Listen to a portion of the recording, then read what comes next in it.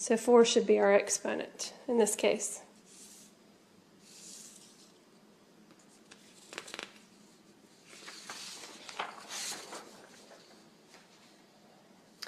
What if my base number is a negative number? What do I do? Well, let's take a look at some examples. Example number 1. If I have a negative 5 in parentheses cubed, that means that I'm going to multiply negative 5 times itself 3 times. Well, a negative times a negative is a positive, and a positive times a negative is a negative. So my answer is going to be negative, and I'm just going to multiply like normal. 5 times 5 is 25, times 5 is 125. My second example, I have negative 5 squared. Again, I'm just going to multiply negative 5 2 times. Negative 5 times negative 5. Well, 5 times 5 is 25. A number there. 5 times 5 is 25, and a negative times a negative is a positive. So this would just be a positive 25 for our answer in this case. And when a number is positive, you don't have to put a positive sign on it. You can just leave it without a sign in front of it, and that means it's positive. Now, you need the parentheses around the negative 5 in order to multiply negative numbers. If I want it to multiply negative 5 each time, I have to have parentheses around it.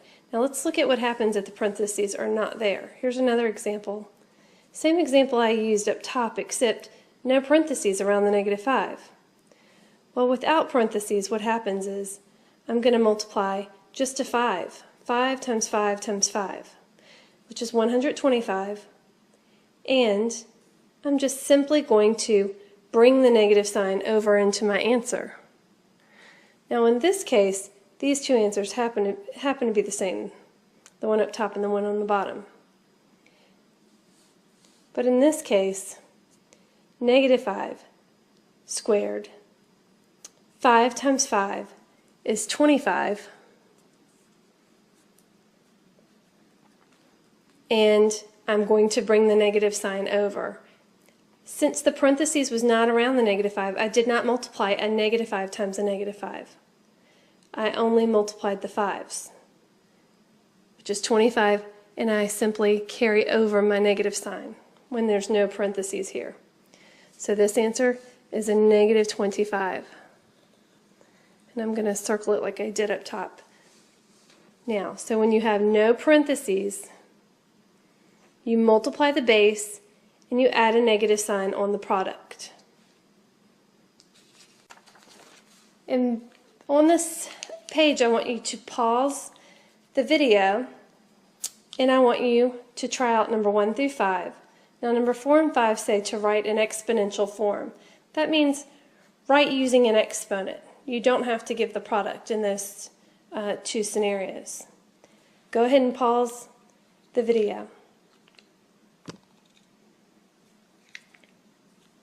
Okay, let's try this out. Negative 4 squared means 4 times 4, which is 16. And I'm just going to simply bring the negative sign over. Since the negative 4 was not in parentheses, I did not multiply by a negative 4. Number 2, 6 to the 3rd power. 6 to the 3rd power is 6 times 6 times 6. 6 times 6 is 36, and 36 times 6 is 216. So the power here is 216. Number 3, 9 to the 4th power. 9 times 9 times 9 times 9 equals 9 times 9 is 81. 81 times 9 is 729. And 729 times 9 is 6,561.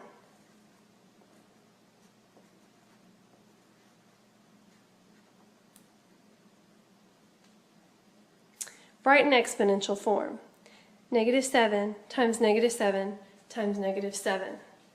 Since the 7s are negative, and I'm multiplying a negative times a negative times a negative, I know that the -7 must have been inside of parentheses. And there's 3 -7s, so it must be -7 cubed.